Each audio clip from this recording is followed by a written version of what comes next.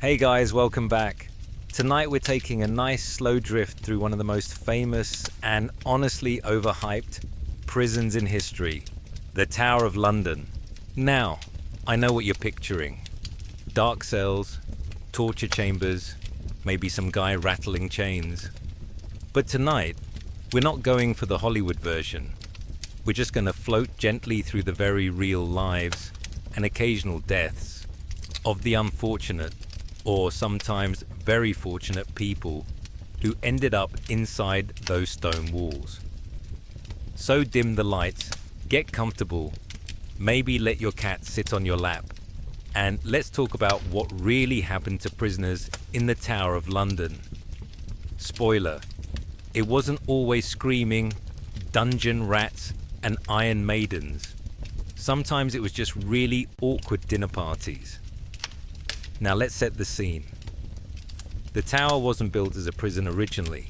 William the Conqueror, who you may know as the guy who stormed across the Channel in 1066 and told the English nobility to deal with it, ordered the White Tower to be built around the 1070s. The point was simple: intimidate. Imagine living in a little wooden house and then seeing a giant block of Norman stone sticking out of the skyline like some medieval skyscraper. It wasn't subtle. For centuries, the tower wasn't just a prison. It was a royal palace, a fortress, a mint, even a zoo. Yes, because what's the point of being king if you can't keep a lion or two chained up in your courtyard? But of course, the bit everyone remembers is the prison part.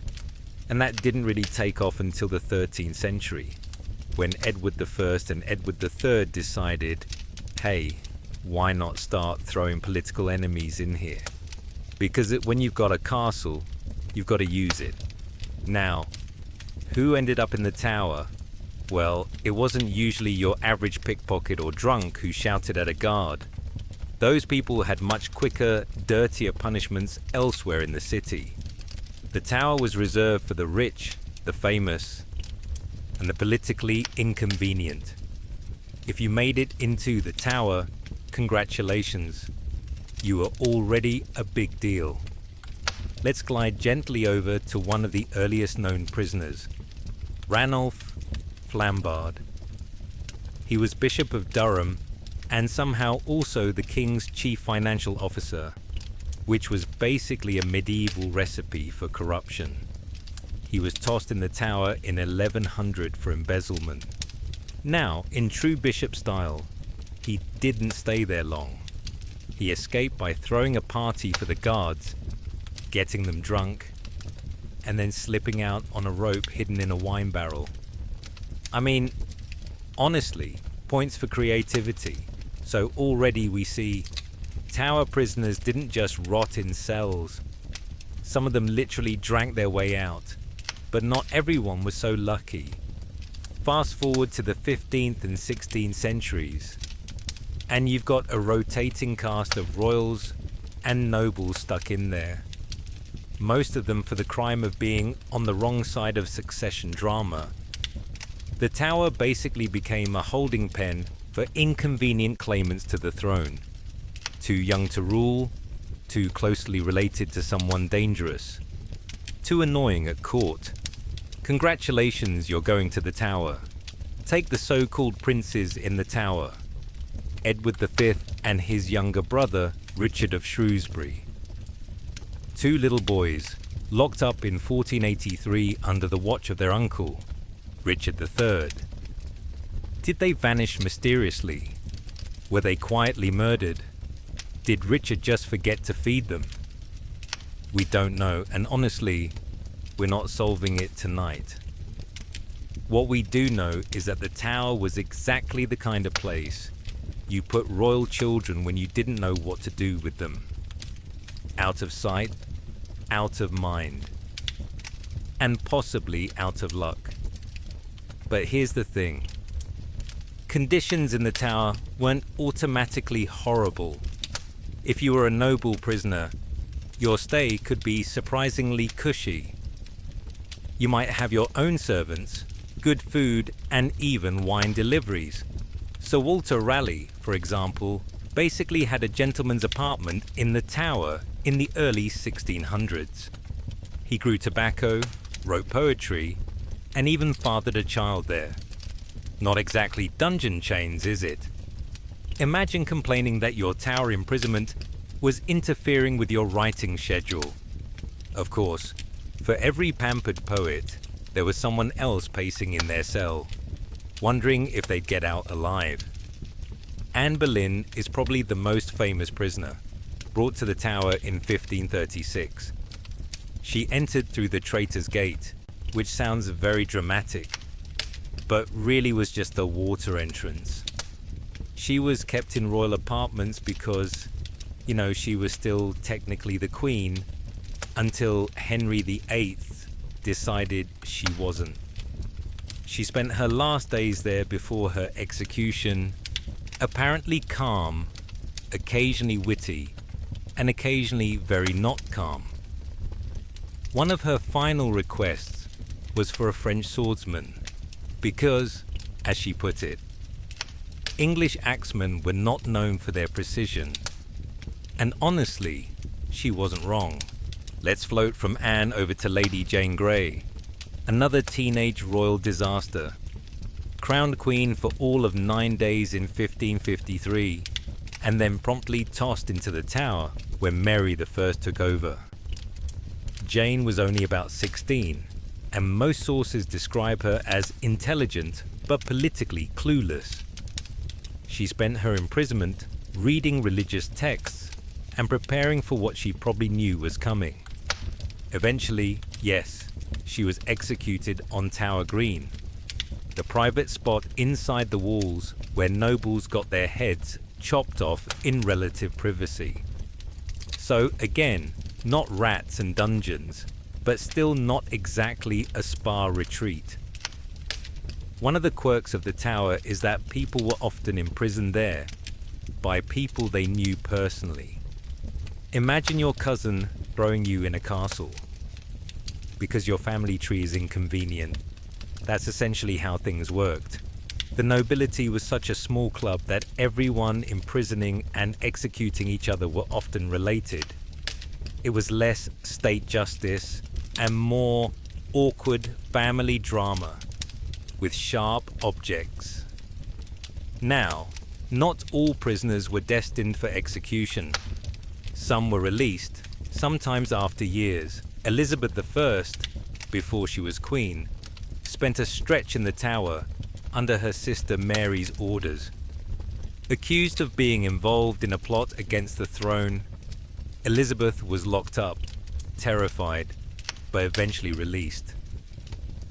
When she later became queen, she never forgot those days, which, fair enough. Nothing says sibling rivalry quite like being thrown in a medieval fortress. And then you've got cases like Guy Fawkes. Everyone knows the story. November 1605. A bunch of conspirators try to blow up Parliament. It doesn't work. Guy is captured. He's brought to the Tower. And this is one of the rare times when torture was definitely used. The rack, specifically. His confession signatures show the difference between before and after. Before, neat handwriting. After, basically scribbles.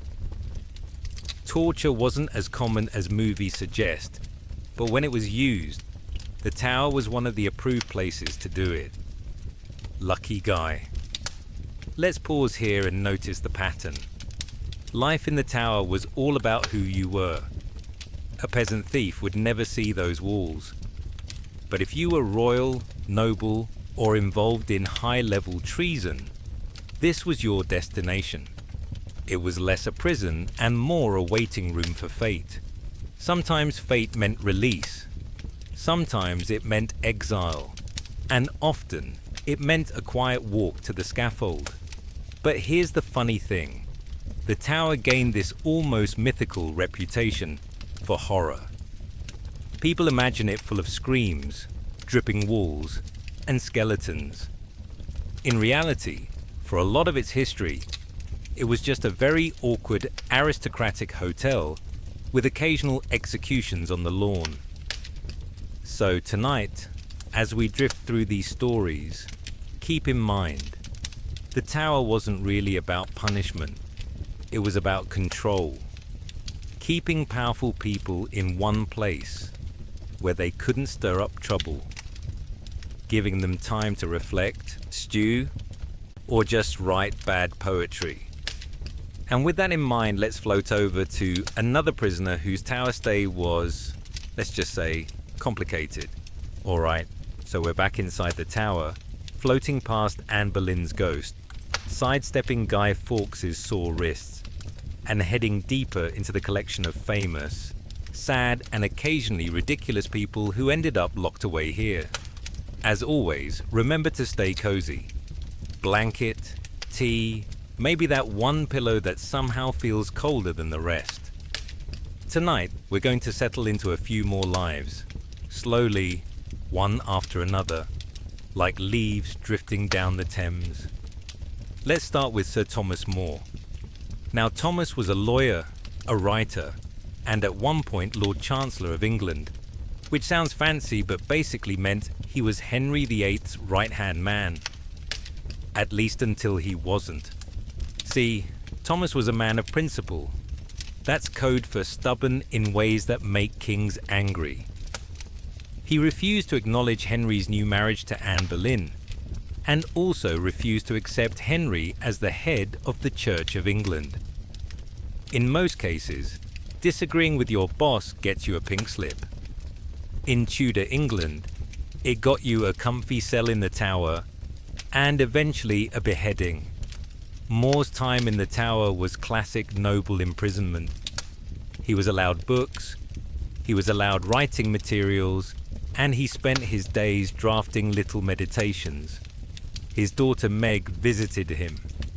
There are even stories of him making dry jokes on the way to the scaffold, like how his beard had never committed treason, so it didn't need chopping. Honestly, that's peak Sleepless Historian energy. Cracking dad jokes while heading to your execution. Now, if Thomas More's story feels a bit too noble and stoic, let's drift towards something darker. Margaret Pole, Countess of Salisbury. She was one of the last Plantagenets, and Henry VIII had a nervous breakdown just knowing she existed. Margaret was in her 60s when she was imprisoned in the Tower. 60s. Which, in Tudor math, basically made her 104. She was accused of being involved in plots against Henry, although the evidence was thin at best. But of course, inconvenient family trees had a way of ending up in the Tower. Her execution is remembered as one of the most gruesome. The headsman apparently missed his mark several times, leaving witnesses horrified. And here's the part where you just have to sigh. This wasn't justice, it wasn't even really politics. It was Henry VIII panicking about legitimacy again, which was his lifelong hobby. Poor Margaret became another of the Tower's sad statistics, and also a reminder that being distantly related to someone powerful was basically a curse in this era. Let's float forward a century or so into the reign of Elizabeth I. By now, the Tower had become a revolving door for religious and political opponents. Catholics plotting against Elizabeth, into the Tower. Protestants plotting against Elizabeth, also into the Tower. Basically, if you disagree with her, congratulations, you won yourself a Tower holiday. One of the more famous Elizabethan guests was Robert Devereux, the Earl of Essex. He started as Elizabeth's handsome favourite, the kind of man who looked good in a doublet and made the Queen feel a little less like an aging monarch. But he also had a habit of being reckless.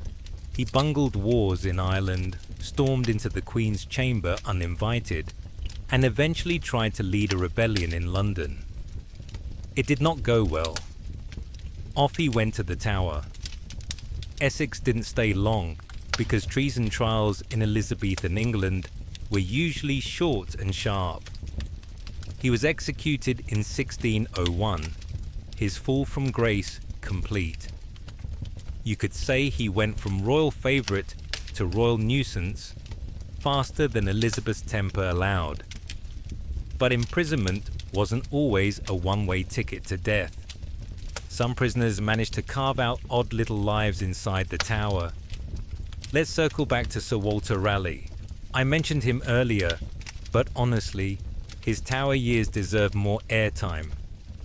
Raleigh had fallen out of favour under King James I and ended up locked away.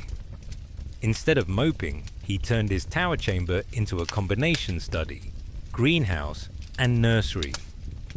He conducted chemical experiments, wrote volumes of history, and even grew plants. Imagine a prisoner today being allowed to just potter around with a herb garden. It's both charming and slightly absurd. Raleigh spent about 13 years in the tower, making it one of the longest stays of any prisoner. Eventually, though, he was released, sent on a disastrous expedition, and then re-imprisoned and executed. So not exactly a happy ending, but at least he got a lot of writing done. Now, since we're drifting chronologically, let's glide into the Stuart era and the English Civil War.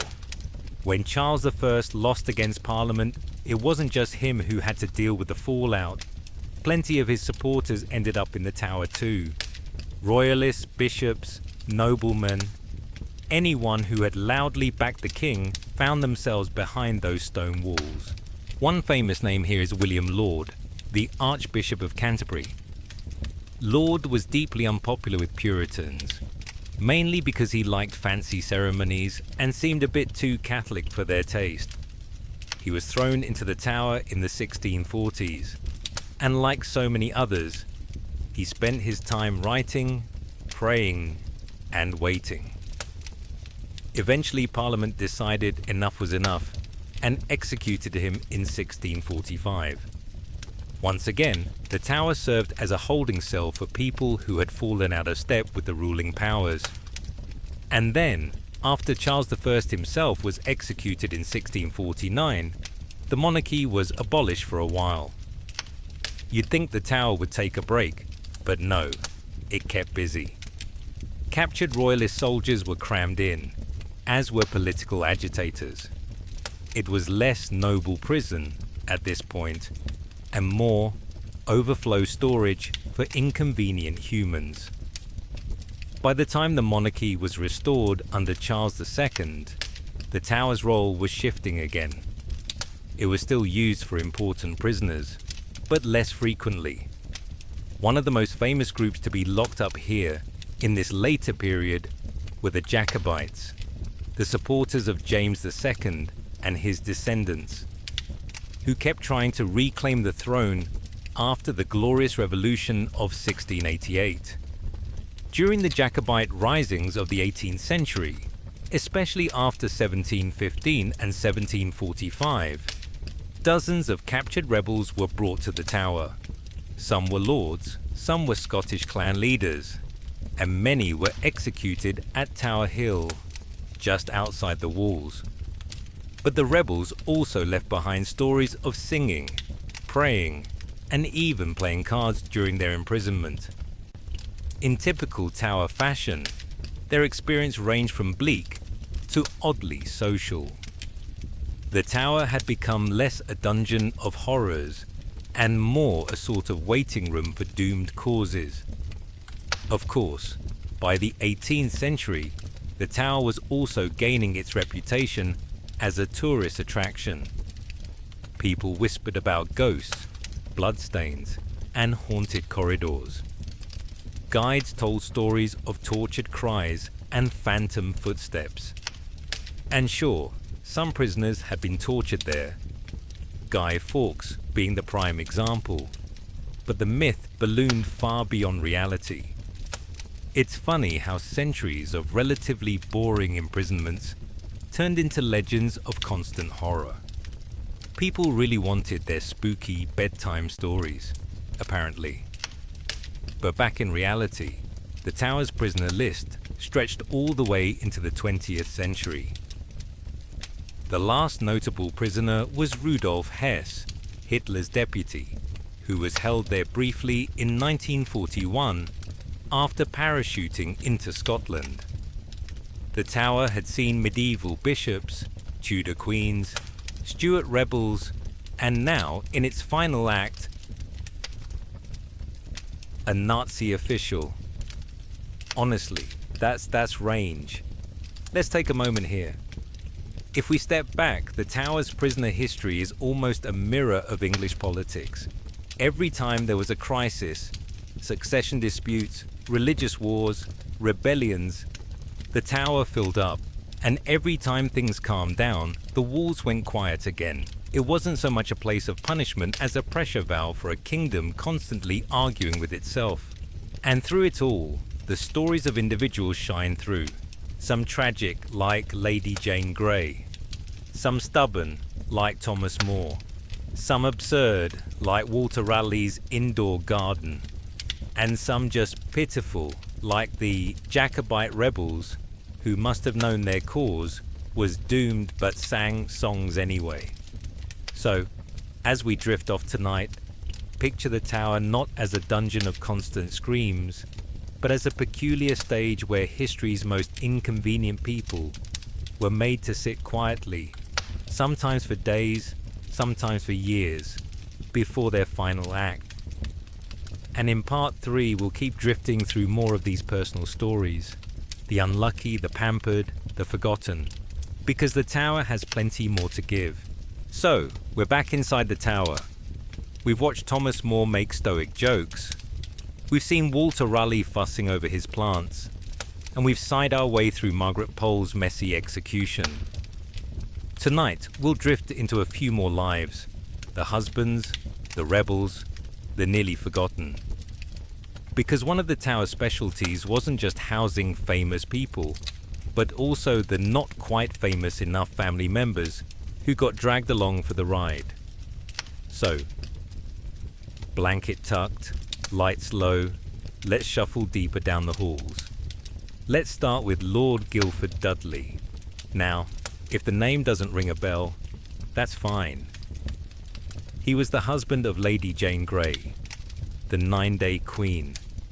Jane was clever, learned, a tragic political pawn. Guildford was just kind of there. His father had arranged the marriage as part of a desperate plan to secure power. When Jane was shoved onto the throne, Guildford was technically her consort. When Mary I replaced her, Guildford followed Jane into the tower. Now, the sad thing is that Guildford and Jane weren't really in love, and they weren't really in charge of their lives. They were teenagers trapped in a dynastic mess. Inside the tower, they were imprisoned separately. Guildford reportedly begged to see Jane before their executions, but Mary refused. The two never met again. Jane was executed first, and Guildford followed later the same day, paraded onto Tower Hill for a public beheading. He didn't get the private execution on Tower Green, because apparently the Tudors graded people's importance even on the way out. It's almost bureaucratic. Speaking of graded importance, let's drift over to Thomas Cromwell. He was Henry VIII's fixer, the man who managed to turn Henry's temper tantrums into actual policy. Cromwell engineered the break with Rome, got Henry his divorce, arranged new marriages, and basically kept the Tudor roller coaster running. For years, he thrived on Henry's favour. But the moment he arranged the king's disastrous marriage to Anne of Cleves, the one Henry described as looking like a Flanders mare, Cromwell's luck collapsed. He was arrested in 1540, thrown into the Tower, and accused of treason. His imprisonment was short. Unlike Raleigh or More, he didn't have time to write poetic reflections. Within weeks, he was executed. Ironically, Henry later regretted it. Classic Henry. Kill first, sulk later.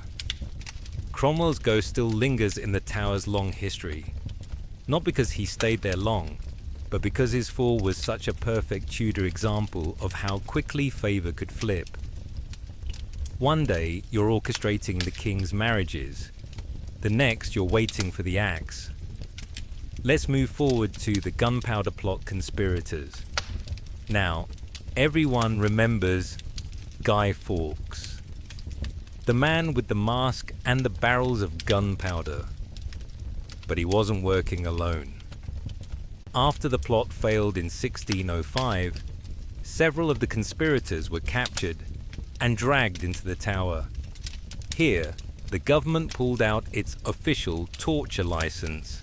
Literally. Torture was only legal with a warrant signed by the king or council. Guy Fawkes himself was racked, which stretched the body until joints popped and bones strained. Not exactly bedtime material, but part of the Tower's history nonetheless. His once neat signature became a shaky scrawl, still preserved as evidence of what he endured. The other conspirators didn't fare much better. Some were interrogated, some executed. A few were hanged, drawn, and quartered just to make an extra point. The Tower served as the holding pen for their last days, the stone walls quietly absorbing yet another failed rebellion. Now, let's drift back to a quieter story. Princess Elizabeth, daughter of Edward IV. She's not as well known as Anne Boleyn or Jane Grey, but she too had her Tower chapter. During the Wars of the Roses, the Tower was repeatedly used to store whichever royal heirs were inconvenient at the moment. Princess Elizabeth spent part of her childhood behind its walls, along with her siblings, caught between Yorkists and Lancastrians. It wasn't the last time the Tower served as a sort of babysitting service for unwanted heirs. And honestly, that was one of its strangest roles. It doubled as a royal nursery and a royal prison, depending on the week. One day you might be lodged in luxury chambers with tapestries and servants, and the next you're in a drafty cell with a barred window. The Tower wasn't a single experience, it was a spectrum of awkwardness, ranging from unwanted royal Airbnb to pre-execution holding pen. Let's take a moment here to describe the place itself, because the Tower wasn't just a single tower. It was a complex of buildings, walls within walls, gates, courtyards. Prisoners might arrive through Traitor's Gate, carried by boat along the Thames. Picture the water lapping quietly, the city smells of smoke and fish drifting around, the great stone fortress looming overhead. Inside, you had the White Tower at the centre, surrounded by smaller towers like the Bloody Tower and the Beauchamp Tower. Each tower had its own reputation, its own legends. Some were used for storage, some for lodgings, some for locking up the unlucky. The Beauchamp Tower, for instance, is famous for its prisoner graffiti, carvings left in the stone by those held there. Names, coats of arms, little messages. The walls themselves became a guest book of despair. Some carvings are still visible today. Neat little reminders that being locked in the tower wasn't just a legend, it was lived, scratched into stone by bored or terrified hands. Moving into the Stuart era again, we come to William, Lord Monson. He's less famous, but his story adds a twist. He was one of the regicides, those who signed Charles I's death warrant. When Charles II came back to power, Monson was arrested and sent to the Tower. But instead of being executed like many of his fellow regicides, he was sentenced to life imprisonment, which meant decades inside the Tower, slowly fading into obscurity. It's a reminder that sometimes the Tower wasn't quick drama. Sometimes it was just endless waiting. And speaking of endless waiting, let's float to the Jacobites again. After the failed 1745 Rising, several Scottish lords were imprisoned in the Tower before their executions. Lords like Kilmarnock, Balmerino and Lovat. They were brought south in chains, lodged in the Tower, and then led out to Tower Hill for their deaths. Lord Lovat, an elderly man, apparently joked on the scaffold that the crowd gathering beneath the platform was a great head for the occasion, making a pun on his own impending beheading. Dark humour, but honestly very on brand for Tower prisoners. By this point though, the Tower was already transitioning from an active prison to more of a ceremonial relic. The executions of these Jacobites were among the last major public events connected with its prison role. And yet, it didn't fully retire. The Tower kept cropping up as a holding place even into the 20th century. We mentioned Rudolf Hess in part 2, but he wasn't alone. During both World Wars, spies captured in Britain were sometimes held at the Tower before execution. In 1916, a German spy named Karl Hans Lodi was executed by firing squad inside the Tower grounds. The walls that had once seen Tudor queens and Stuart rebels now saw modern espionage. It was the same story in a new uniform. By the time Hess arrived in 1941, the Tower's role as a functioning prison was basically ceremonial. He stayed only briefly before being moved elsewhere. Still, it gave the Tower its final strange footnote. From Norman bishops to Nazi officials, the Tower's prisoner list stretched across almost 900 years. That's quite a guest book. So what do we make of it all? The Tower's prisoners weren't just random criminals. They were symbols. Each one represented a struggle for power, a dynastic squabble, a rebellion that failed, or a plot that fizzled out. They weren't there because they stole bread. They were there because they were inconvenient to the crown, and the Tower made sure they stayed inconveniently out of the way until their fates were decided. From Jane Grey's tragic youth, to Cromwell's sudden downfall, to Raleigh's herb garden, to Lovat's gallows pun, the stories of these prisoners form a strange, sleepy mosaic. Not constant screams, not endless torture, but long waits, slow declines, nervous prayers, bitter jokes. The Tower of London wasn't really a dungeon of horrors. It was a waiting room for history's awkward footnotes. And in part 4, we'll drift further into the myths, the legends, the ghost stories that grew up around the Tower, and how its reputation became larger than life. Because if you thought the prisoners were strange, wait until you hear about the afterlives people claim to see. So here we are, still inside the Tower of London. We followed the doomed teenagers, the stubborn thinkers, the political pawns, and even a Nazi or two. We've seen how the Tower served as a waiting room for history's most inconvenient humans. But of course, the Tower's reputation didn't stop at executions and imprisonments. Because when you spend centuries locking away queens, rebels, and bishops, people start whispering. And before long, those whispers turn into ghost stories. Now, whether or not you believe in ghosts doesn't really matter. What matters is that for hundreds of years, Londoners thought the Tower was alive with them. Which is funny, considering most of the prisoners probably spent their time in silence, boredom, and resignation. But sure, let's imagine screams echoing through the night, because it makes for better bedtime storytelling. One of the most famous ghosts of the Tower is, unsurprisingly, Anne Boleyn. Because of course she is. She entered the Tower as a queen, left without her head, and has been wandering around ever since, at least according to legend. Some stories have her walking near the chapel of St. Peter ad Vincula, where she's buried.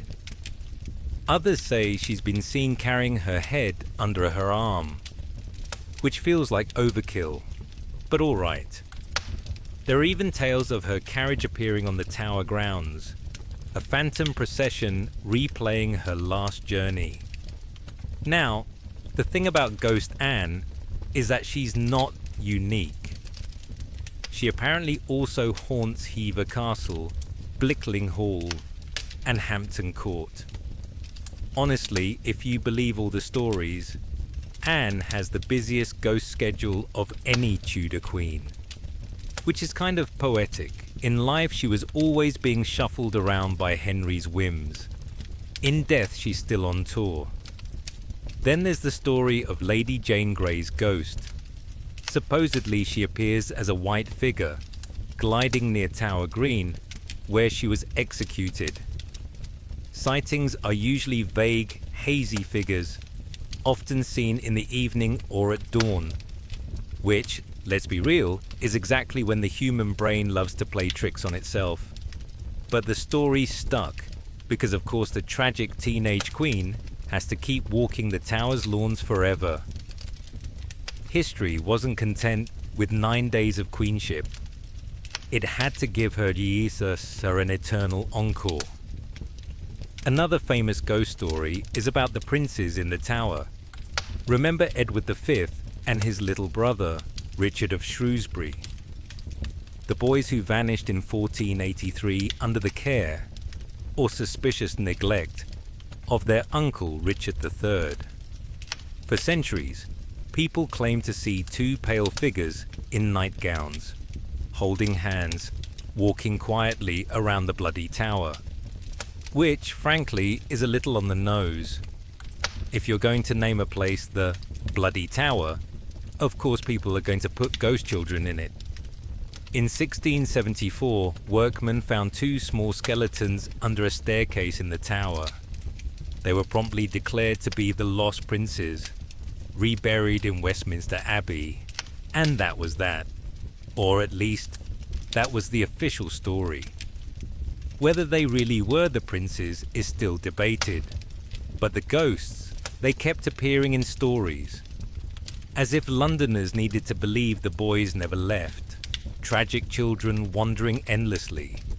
It's the kind of tale you whisper on dark nights, not because it's true, but because it feels like it should be. Of course, it's not all royals. There's also the ghost of Margaret Pole. Remember her botched execution at age 60-something? According to legend, her ghost replays the scene, running across Tower Green with the executioner chasing her, axe swinging wildly. It's almost cartoonish, a Scooby-Doo chase, if Scooby-Doo had a fixation on Tudor bloodlines. But again, people swore they saw it. Maybe it was guilt, maybe it was imagination, maybe it was just the power of a grisly story. And then there's the menagerie, because yes, the tower wasn't just a prison, it was also a royal zoo. Lions, leopards, bears, even an elephant at one point. Which means, naturally, people claim to see ghost animals. A phantom bear is said to have startled a guard so badly in the 1800s that he dropped dead of shock. Imagine surviving wars, plagues, and rebellions, only to be taken out by an imaginary bear. That's tower lore in a nutshell. The legends are often more dramatic than the reality ever was. But let's pause the ghost stories for a moment and think about why the tower attracted them in the first place. Part of it is architecture. Thick stone walls, twisting staircases, drafty chambers. It all feels mysterious. Another part is reputation. By the 18th and 19th centuries, tourists were coming to the tower expecting horror. Guides obliged, embellishing tales, inventing tortures, and painting the tower as a non-stop nightmare factory. Never mind that many prisoners lived fairly comfortably. People wanted their dungeons, so they got them, at least in stories. The Victorians, in particular, were obsessed with turning the tower into a Gothic playground. Guidebooks from the 1800s describe torture chambers with glowing detail, even if those chambers were never used. They added spikes, racks, and all sorts of props to sell the horror. So when you picture the tower as a place of chains and screams, you're actually picturing Victorian marketing. Clever, right? Nothing sells tickets like a good shiver down the spine.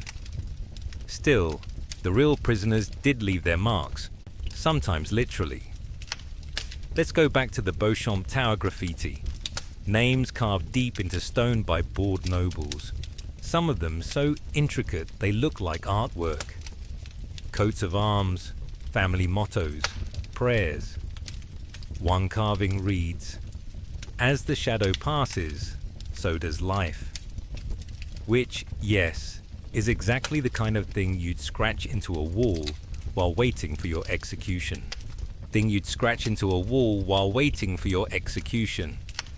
These carvings are ghost stories in their own way. Not phantoms in white gowns or headless queens, but tangible whispers left behind by living hands. You don't need an apparition when you can still run your fingers over the desperate marks of a man who knew he wouldn't walk out alive. Now, what about the last ghosts? Because if you believe in such things, the tower has no shortage of candidates. The Jacobites, singing and praying before their deaths. The World War I spies, walking their final steps toward the firing squad. Even Rudolf Hess, sulking in his cell, could have left behind a trace or two. The tower's ghost catalogue keeps expanding, century after century. But here's the gentle irony. Most of the tower's history wasn't terrifying. It was quiet. People reading books, writing letters, pacing in chambers, carving their names. Long silences broken only by footsteps, by the sound of the Thames outside, by the changing of the guards. The tower's true mood wasn't horror, it was waiting. And that, perhaps, is why people imagine so many ghosts. A building full of centuries of waiting feels like it should still be echoing with something. So tonight, as we drift through the ghost stories, think less of phantoms, rattling chains, and more of shadows in empty rooms. A queen praying in silence. A child scratching a motto into stone. A prisoner staring out a narrow window at the river, knowing the boat outside will carry him to freedom or to the scaffold. That's the tower's real haunting. Not gory apparitions, but the weight of so many unfinished lives, layered one on top of another until the walls themselves feel heavy. And in part 5, we'll drift toward the tower's afterlife, how it went from feared fortress to tourist attraction, how yeoman warders turned from prison guards to storytellers, and how the tower reinvented itself once there were no more prisoners to house. So, here we are again, inside the Tower of London. But by now we've outlived most of its drama. The Tudors are long gone. The Stuarts have had their civil wars and their exiles. The Jacobites have sung their last songs.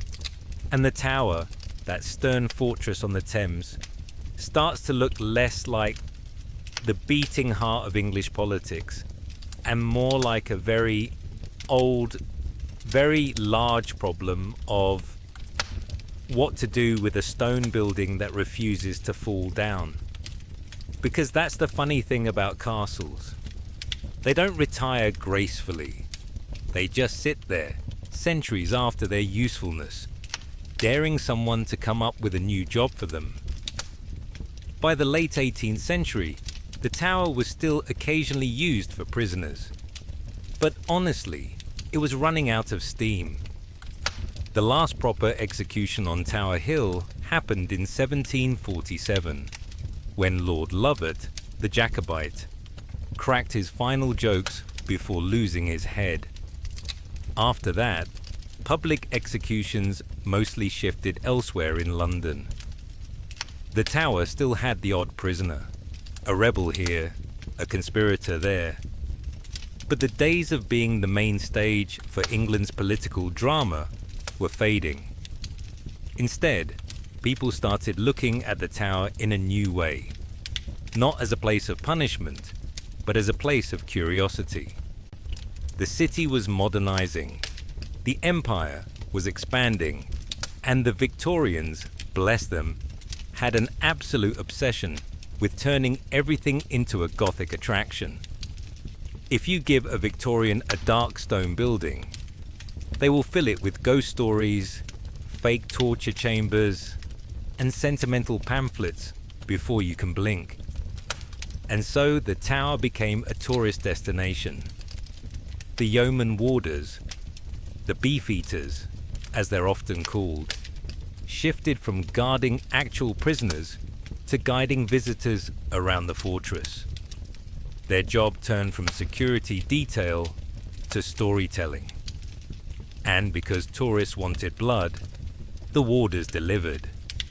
They leaned heavily on the Tower's most tragic and dramatic tales. Anne Boleyn, Jane Grey, the princes, Guy Fawkes.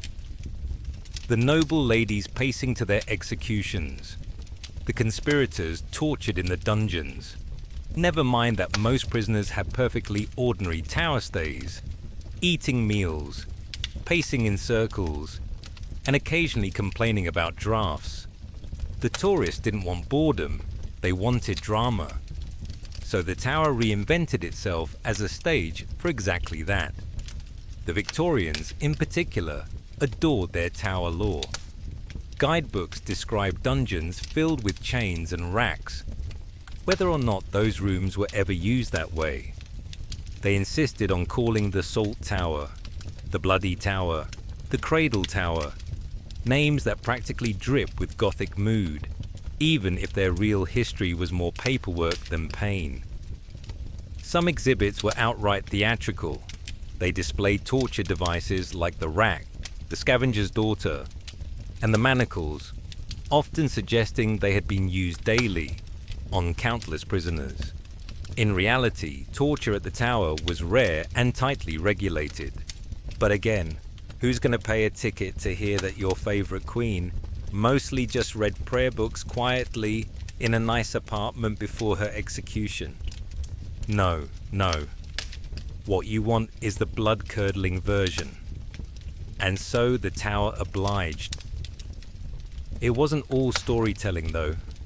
The Tower still had official uses in the 19th century. The Royal Mint operated there until 1810. The menagerie, that bizarre royal zoo, was only shut down in the 1830s, when the animals were transferred to the new London Zoo in Regent's Park. Imagine walking into the Tower and seeing lions and monkeys before you even get to the prison stories. Honestly, it must have been chaos. There were also still prisoners, but very few. The last execution inside the Tower walls took place in 1941, when Joseph Jacobs, a German spy, was shot by firing squad. Hess, Hitler's deputy, as we mentioned earlier, was briefly housed there too. But by then, these were isolated moments, more symbolic than functional. The Tower wasn't really a working prison anymore. It was a place where history itself was being curated, displayed and sold. And that brings us to the yeoman warders again, because honestly, they're the stars of the Tower's afterlife. These men, dressed in their iconic Tudor-style uniforms, became the storytellers of the place. They guided visitors, they told the gory tales, and they kept the Tower's legends alive. Without them, the Tower might have been just another dusty fortress. With them, it became a living museum, equal parts history and theatre. One Victorian visitor wrote that the beefeaters recited their stories like bedtime tales, practiced and polished. Each line delivered with just the right mix of gravity and gore. It's exactly the kind of soothing, spooky rhythm we're floating through tonight. A story just scary enough to keep you listening, but gentle enough to lull you to sleep. And then, of course, there were the ravens. Because what's a Gothic tourist attraction without ominous birds? The legend says that if the ravens ever leave the tower, the kingdom will fall. Charles II supposedly insisted they be kept there. And to this day, there's a group of carefully cared for ravens on the grounds. They're fed, housed, and clipped just enough to stop them flying off, though not so much that they can't flutter around menacingly. Again, very on brand. Are the ravens really magical guardians of the realm? Of course not. Are they the perfect Victorian-style prop to keep the tower wrapped in myth and superstition? Absolutely. And so, they remain. Let's take a slower step back now. By the 19th century, the tower wasn't just a fortress or a prison. It was a stage set. Every wall, every gate, every carving became part of a performance.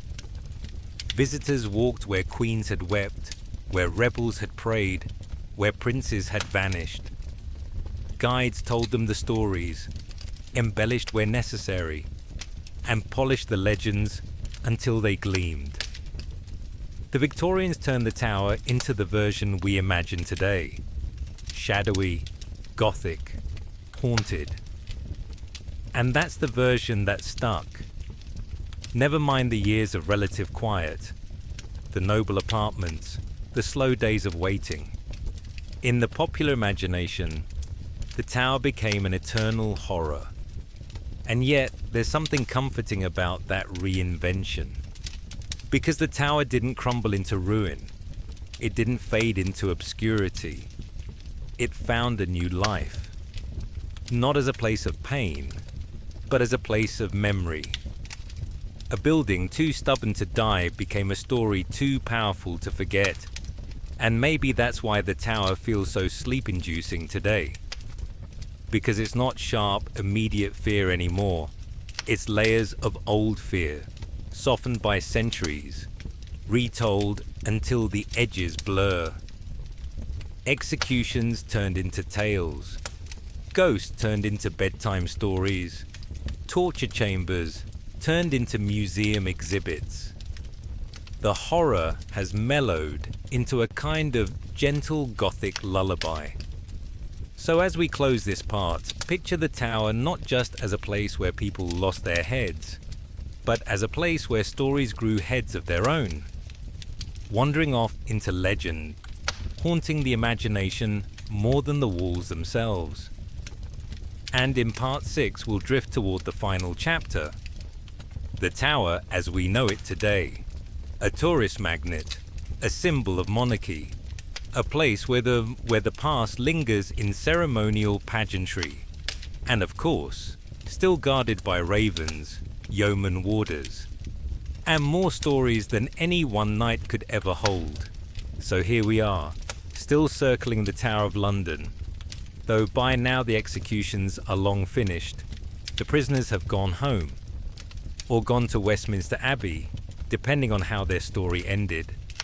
And the place has finally started to relax, which is kind of fitting, because so have we. The tower today is no longer the sharp edge of royal power. It's more like a relic, polished and displayed, wrapped in ceremony and tourism. But it didn't just flip from scaffold to souvenir shop overnight.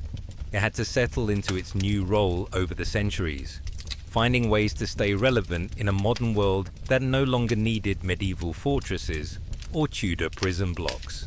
Let's start with the crown jewels, because really, what better way to reinvent a gloomy fortress than to fill it with glittering treasure?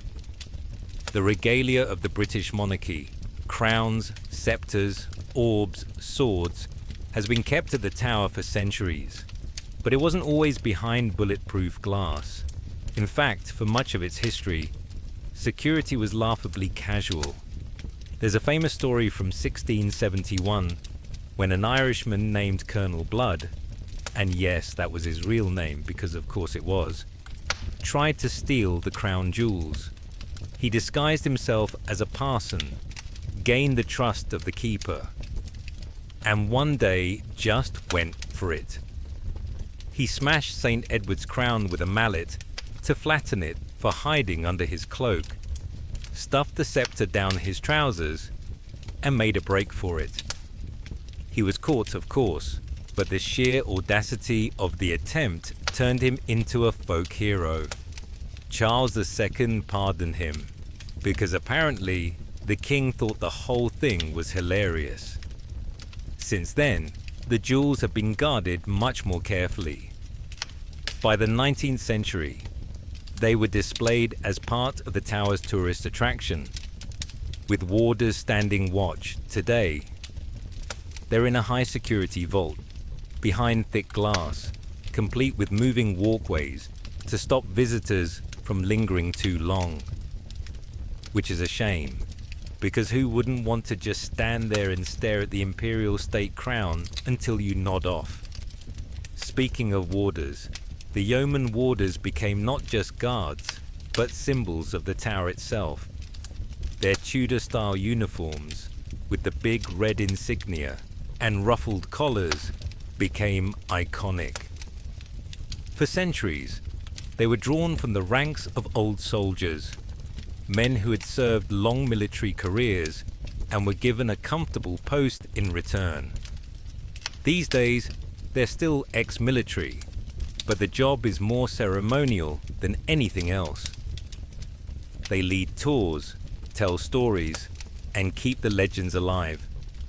They live on site too. Yes, there's a little warder community inside the tower walls, with houses, a pub, and even their own church services. Imagine living where Anne Boleyn lost her head, where Guy Fawkes was interrogated, and where ravens are your nosy neighbors. It's like a gated community, but with centuries of baggage. The ravens, of course, are still there, and still milking the legend. They're cared for by the Raven Master, who has the enviable job of feeding, housing, and wrangling the tower's feathered mascots. Each raven has a name and a personality, which sounds adorable until you remember that ravens are basically the goth kids of the bird world. Smart, moody, and fond of stealing shiny things. They strut around the lawns, sometimes posing for photos, sometimes pecking at unsuspecting visitors. Do they actually protect the kingdom from falling? Number. But they do protect the tower from losing its mystique. Without the ravens, without the warders, without the legends, the tower would just be another pile of stone. The birds are part of the spell that keeps the place alive. Now, if you wander through the tower today, it's hard to imagine it as a functioning prison. Tourists stream in, school children shuffle through in lines, and families eat ice cream in the shadow of the White Tower. The Bloody Tower is just another photo stop.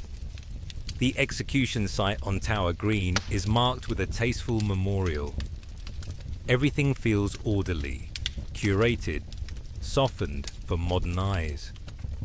But the stories are still there, whispered by guides, printed in brochures, retold on YouTube channels like this one.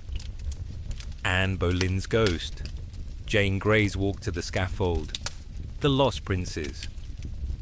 The stories outlive the people, and the tower outlives them all. In a way, the tower has become a stage set for memory. Every brick is layered with someone's fear, someone's ambition, someone's downfall. And when you visit, you step into that palimpsest of history. You walk where a child king might have vanished, where a queen prayed, where rebels scratched their mottos into stone. You don't see them, but you feel them. At least, if you're willing to let the stories sink in. And if you're not, well, there's always the gift shop. The tower today is one of the most visited tourist attractions in Britain. Millions of people come each year to see the jewels, the ravens, and the ancient stone. It's also still technically a royal palace, though the monarchy doesn't exactly use it for sleepovers anymore. Instead, it hosts ceremonies. The annual ceremony of the keys, where the gates are locked each night in a ritual that's been going on for centuries.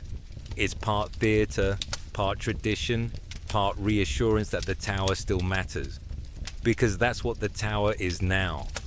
A symbol. Not a weapon, not a prison, not a seat of power. Just a reminder. A place where England's messy, tragic, fascinating history is condensed into stone walls and well-polished stories. And maybe that's the most fitting fate for the tower. It's no longer a place of fear, but a place of memory. No longer the edge of politics, but a backdrop for reflection. In its long life, it has been a fortress, a palace, a zoo, a prison, and a museum. It has held kings and queens, traitors and rebels, children and spies. It has seen ambition rise and collapse, dynasties begin and end, myths grow and spread, and now it simply stands. Quiet, solid, unchanging, waiting for visitors, waiting for stories to be told again, waiting for us, perhaps, to drift gently to sleep, while we imagine the ghosts of its past pacing the walls. So tonight, as we close the book on the Tower of London, think of it less as a place of blood and chains, and more as a dreamlike relic. A fortress of memories, softened by centuries, where even tragedy has been dulled into legend. The tower no longer imprisons people. It imprisons time itself. And that's why it endures.